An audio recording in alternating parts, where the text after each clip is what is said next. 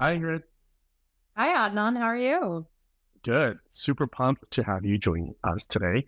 So, just a quick reminder for everyone at Don Iqbal here, and welcome to Digital Health on Air. A real treat for us today. I am super pumped for us to get to hang with Dr. Ingrid Lund. She is an experienced healthcare advisor and most recently and formerly was executive director of the Health Management Academy's Academy IQ program. So, that's the official blurb, but you give you the non version of it. When it comes to um, thoughtful, rich in data, very nuanced, and uncovering real rich insight. That type of research, that type of reporting, that type of analysis, like the only person that comes to my mind is Ingrid. So I am exceptionally glad that you accepted our invitation to hang with us today. And most importantly, for our audience to really hear from you. So I will stay out of the way and let you really have the stage here to share your incredibly rich insights, both from which I think is a very unique perspective, not only from being able to spend very intimate time with health system leaders, but also health technology companies and being in the middle and really being, like I said, incredibly data driven and very astute at uncovering the very rich nuggets and gems. So very, very excited. Thank you so much. Well, I am certainly not unique, but that was a really wonderful, flattering introduction. All true. All right. So the Academy IQ program, some may be familiar with, some may be not, but at the Health Management Academy, so the Academy more lovingly, where Yeah. you work directly with industry companies, health technology companies, health systems to really achieve successful partnerships. Tell us more about the Academy's Yeah. work and what you're doing now. Yeah, absolutely. Well, the Health Management Academy was just a wonderful place to spend the better part of the past 4 years for me. They have a foundation of convening the nation's largest leading health system executives in peer learning forums. And from that foundation, there's so much they can do to power healthcare, including the program that I built and launched and until recently was at the helm of. It is a program exclusively devoted to supporting industry partners and helping them better understand the health system customer market. There is certainly no shortage of problems in healthcare, and there's no shortage of great solutions, but bringing the two together with the right timing and sort of relationship, that's really difficult, as I'm sure all sort of industry executives can understand. So to take those two pieces and put them together, I found really rewarding.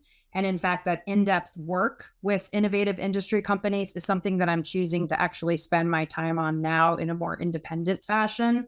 So, given that industry companies have very diverse needs in terms of understanding their target buyer, putting together the right value messaging, making sure that they truly understand how that market has changed, that's what I'm doing on a more in depth basis now. Awesome. Well, look, I'll go back to where I opened in terms of your thoughtfulness and really purposefulness. We can hear the language, right? I think right off the bat, you're referring to health technology companies as industry partners, whereas 9 out of 10 other folks will just refer to companies who are looking to solve real problems as just vendors. So vendors not inaccurate, but We don't use that nice word. Yeah. We don't use the Yes, C word. yeah, I love it. All right, so very timely. We've just finished the first half of 2024. We have 6 months left, and in the rest of the year. So really a perfect time for you to give us a snapshot of the industry, really from the perspective and the eyes of leading health systems. So Yeah. let's start there, and then of course, there's always our spaces, buzzwords galore, right? Like really terrible ones like patient engagement, and better ones like healthcare consumer. But let's start with the perspective, and then are there themes, topics, buzzy things that are top of mind that you're seeing and that people are focused on really for the rest of the Yeah. year? Yes. Well, the first thing I'll note is that health system operating margins are improving. 2022 was probably the worst year on record in recent history, following all the challenges of the pandemic. We've seen slow recovery across 2023, and now I think the majority of not for profit health systems are very close to their pre pandemic margin levels of about 3.5%. So maybe hovering around the 2.5%. So that's really good news. And I think as a result, they're now a little bit more bullish on investing in some of the strategic priorities. So that's probably trend number one. Trend number two is I'm seeing more dedication to true growth and strategic growth, and certainly a lot more in the ambulatory space. And then, of course, sort of right sizing and optimizing the digital health component is also part of that. And let's definitely talk about how far that's come. But I'll sort of start with the good news of they're spending again, they're investing in growth. Awesome.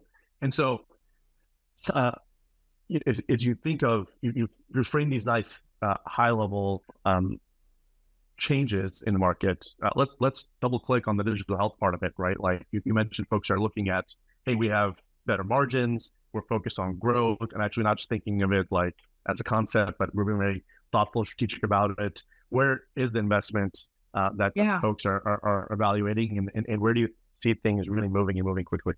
Yeah. Let's remember all of these priorities are related. So a better margins means more of an ability to spend. It doesn't mean that strategic cost management is off the table. I think there's sort of a new normal about careful cost management, but budgets are always increasing. So when it comes to growth and digital health in particular, so health systems are much more bullish on growth in the outpatient space. We've done surveys at the Academy and found that they really feel that the growth will be much higher in outpatient space than it will in the inpatient space. And of course, the outpatient space is where patients have more opportunity to shop around, are a bit choosier, and having a good digital front door and patient convenience pieces are really, really important. So in that way, they're all related. I will also say that we are facing challenges on technology, especially when we think through sort of the recent Change Healthcare cyber breach and what that's meant for thinking carefully about technology partners if you're a health system. Mm-hmm. So that's kind of a lens that's kind of coming over different investments. On digital health in particular, I think there's still this commitment to improving access and having a good sort of digital ecosystem. But at the same time, there's sort of this recognition that there's still a lot of the basics when it comes to access that health systems have to get done. My former colleagues who run the Strategy Catalyst program, which serves chief strategy officers, they did some secret shopping and they found that appointment availability was 12 times sooner in primary care disruptors than actual health systems. That has nothing to do with digital health. That is an access problem. That is an appointment availability problem. And you might argue that's actually a workforce problem. Mm-hmm. So all of these pieces are related. Okay. I mean, super insightful. And that layer is spot on. I'll come back to access here. But as you think of 2024 year to date and look forward, are there concerns or focus areas for health systems that have surprised you or that are flying under the radar a bit? I think one thing I'm most surprised about, so we at the Academy have done a strategic priorities survey asking the major executives what are their top priorities. And the thing I am most struck by is how if you were to look at the list of the top 10 for each of them, you wouldn't necessarily know whose list you're looking at. So for example, the number one priority for chief strategy officers was workforce. The number one priority for chief financial officers was access. Not what you would typically predict. So that is a reflection of health system executives becoming more system-minded and really kind of working as a collaborative force to execute on system-level strategic priorities rather than sort of their own domain. Everybody cares about workforce. Everybody cares about access.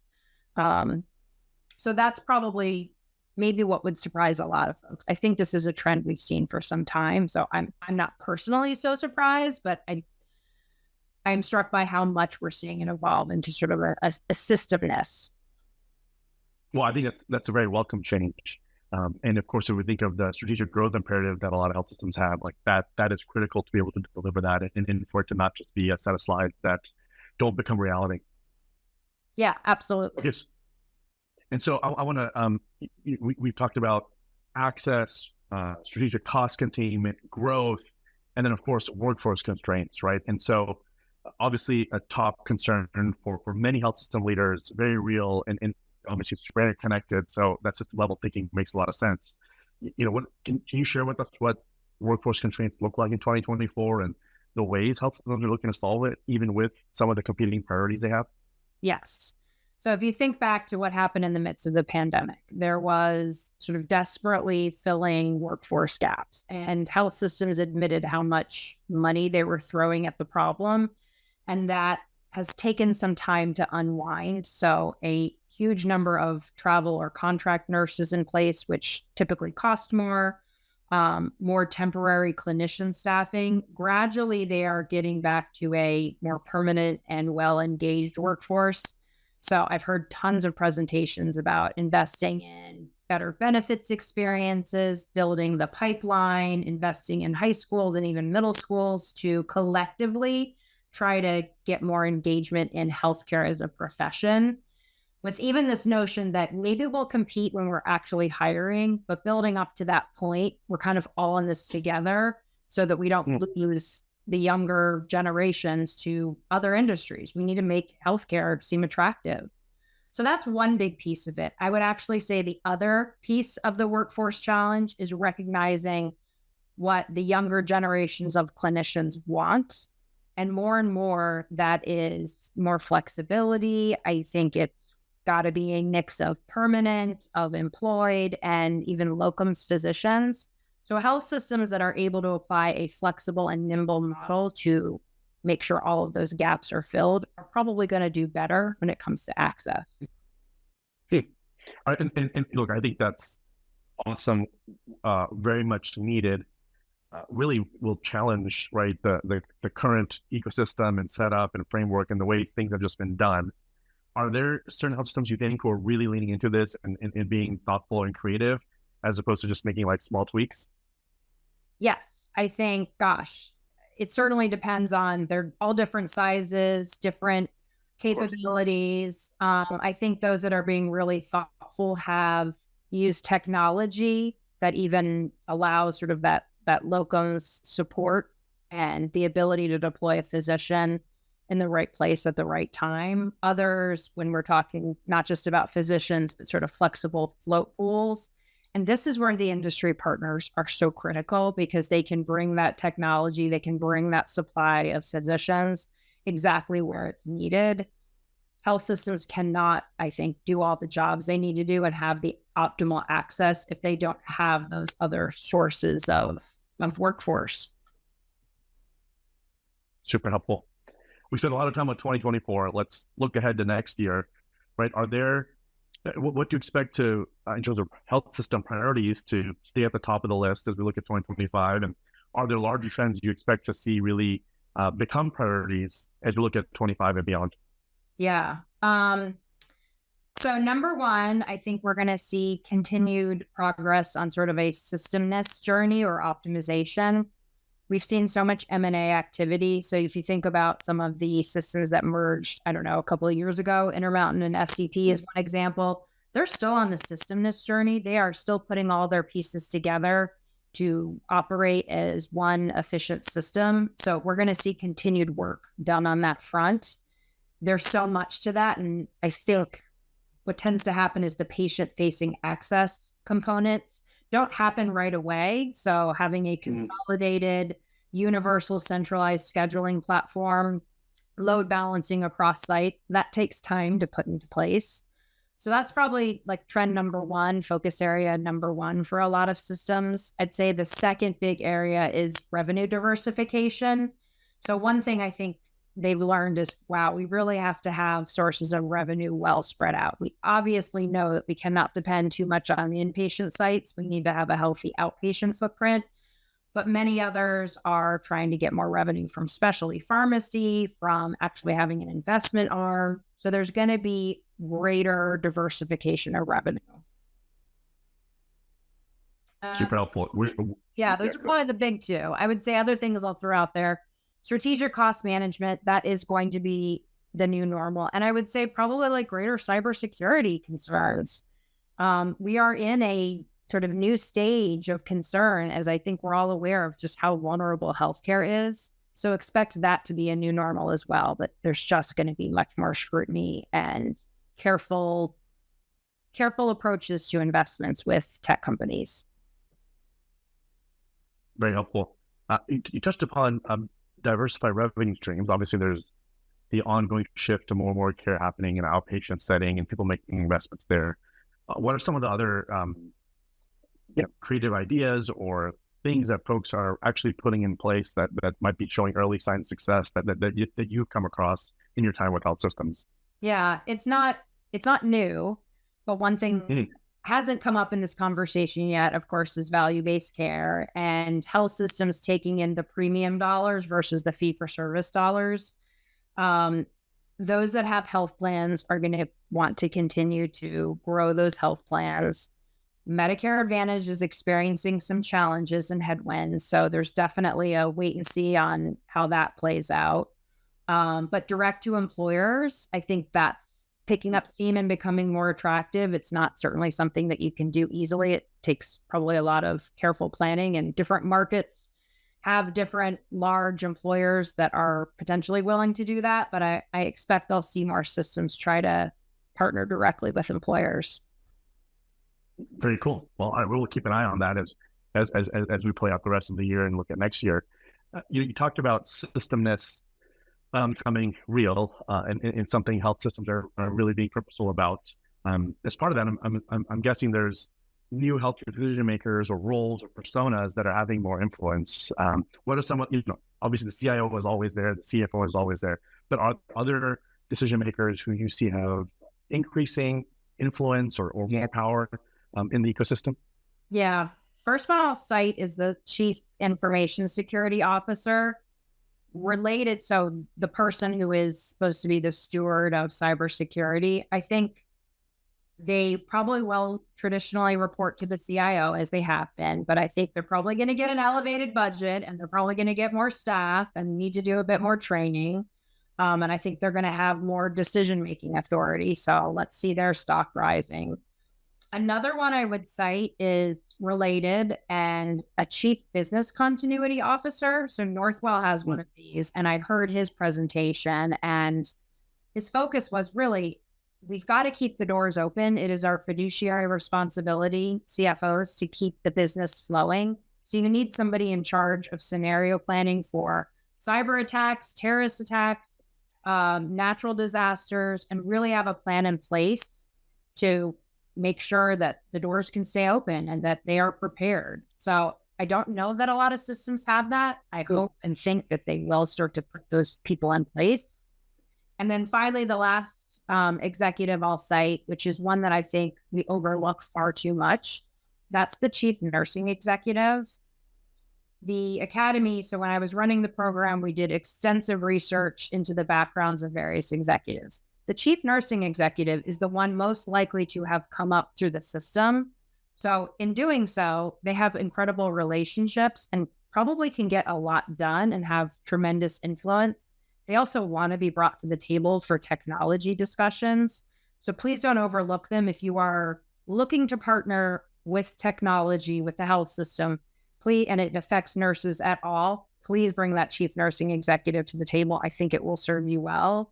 And I think they can actually be an incredible champion if you can really engage them. Well, very relevant and impactful advice there. I'm going to circle back to something you opened with, which is around strategic cost containment, tighter resources.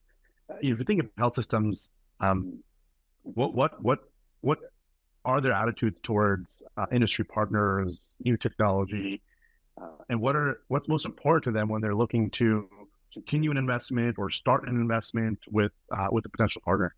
Yeah. I mean, we've said for a long time that you need platform, not point solutions. So that's certainly not new.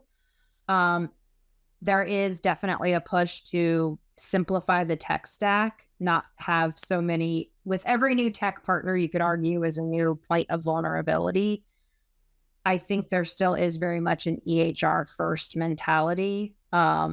So outside players who try to sell against the EHR, I think are going to face a tougher challenge than those who really have a sell with approach.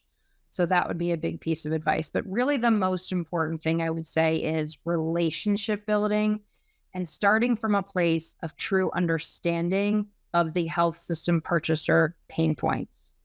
Too many times I think I have seen industry partners start with, here's what's so great about us, when really the best way to grab their attention is to truly show that you understand the pain points of the potential customer and actually just do a lot more listening.